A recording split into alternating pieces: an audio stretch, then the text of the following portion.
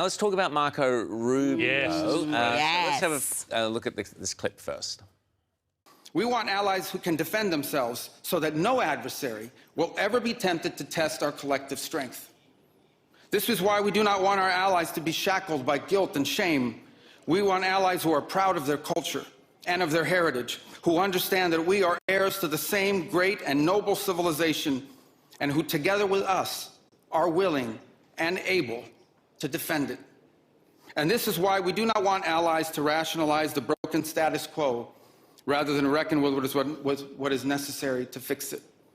For we in America have no interest in being polite and orderly caretakers of the West's managed decline. He's so impressive. Hallelujah. Seriously, one of Trump's master strokes was putting him and giving him so many roles, so many jobs, but he was in Europe. More jobs than Scott Morrison had. But everyone knows about these ones. Munich Security Conference, and very similar messaging to what we heard from J.D. Vance last year to European allies again. They didn't like it then. They may not like it now, but it is what it is. Well, and everything he said there about this managed decline is accurate, and the Trump administration is standing against that. Now, they may not want to hear that tough love approach, James, but they need to hear it, just like they needed to be pressured to increase defence spending and increase NATO spending to be able to actually defend themselves instead of waiting for America to come save them. And, you know, here's the thing. This was at the Munich Security Conference, the same event that AOC was talking at that I was just talking about there. And you can see the difference right there, night and day, between, you know, the Republican and the Trump administration and AOC and the Democrats. And it's like, I watched this, and it's chalk and cheese. And, you know, the left in the New York Times and everybody goes, says, oh, Trump's a moron, Trump's people are idiots, this whole MAGA thing is terrible. That's a coherent, articulate philosophy for civilizational success. Now, the left hates talking about Western civilization, about our civilization, about civilizational decline, because they cheer it on, they egg it on. The left will always choose everything in any circumstance that will do the most to advance that decline, because they think it's racist, it's sexist, it's colonialist, it's patriarchal, it's all the isms, all the bad stuff. What Marco Rubio there has spoken about is such a wonderful rebuke. And I'll get to tell you this furthermore. I reckon he is a very good shot for 2028. I agree. For the presidency. He's my choice, absolutely, 100%. He has. I think he's eclipsed J.D. Vance. Brilliant, but no, J.D. Vance is in the box seat. The base loves him. They like Rubio because he's, as you saw there, he's very sound, very capable. He's done his jobs plural, beautifully, but it's J.D. Vance's to lose, and he's the VP. I think he's got it, James, and I think you're right. It's his to lose, but it's his to lose, but he's losing it. I think Rubio, when you look at those numbers that I just played about how most Americans think the Democrats are far too left. Yep.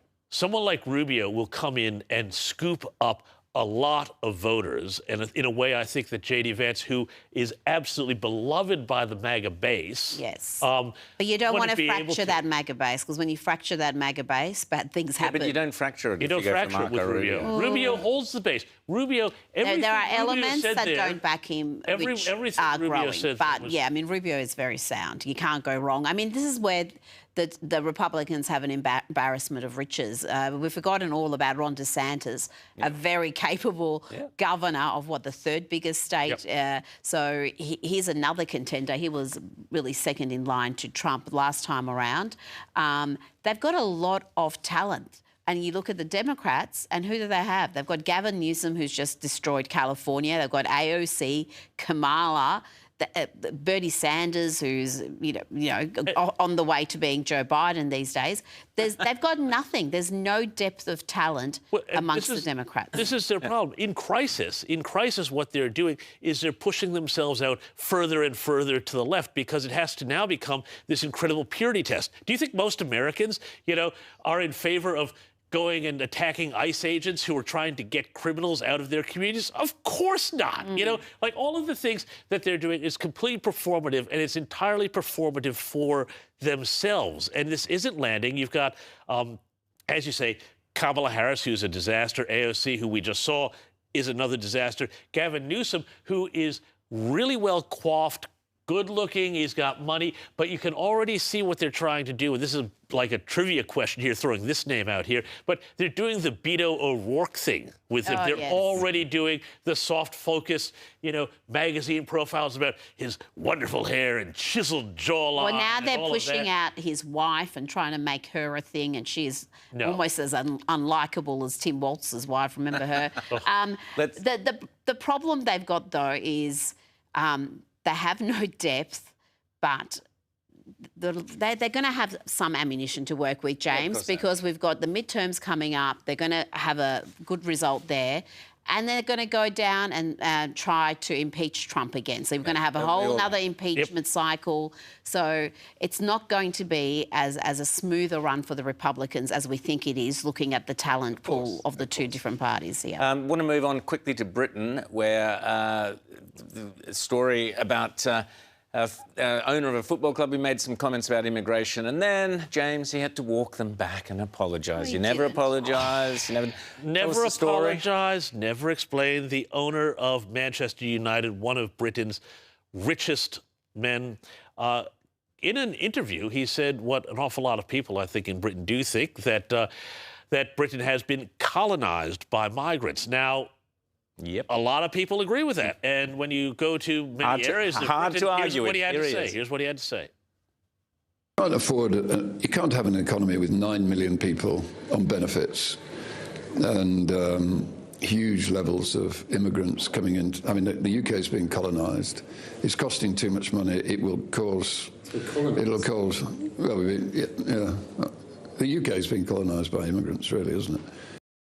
Well, of course, everybody went nuts. The BBC went nuts. All of the Starmer government went nuts. But you know what? He made the great mistake there. He apologised. But you know what? It was pretty weak apology. He said, apologise if people are offended. It's the sort of thing you say when you're not really apologising. You're saying, I'm sorry you were offended, maybe because you're an idiot who doesn't accept facts, but it's kind of that kind of apology. But I agree, you shouldn't apologise in any way, whether it's genuine or otherwise, because you either believe what you said, or you back it, or you genuinely did make a mistake. And he didn't look like he made a mistake. He looked like he said precisely what he thinks. But this is what drives me mad about political correctness. Zoran Mandani comes out, and that's why I wanted us to discuss that beforehand, comes out and says Islam is a religion of migration. Migration is colonialism. They are the same thing.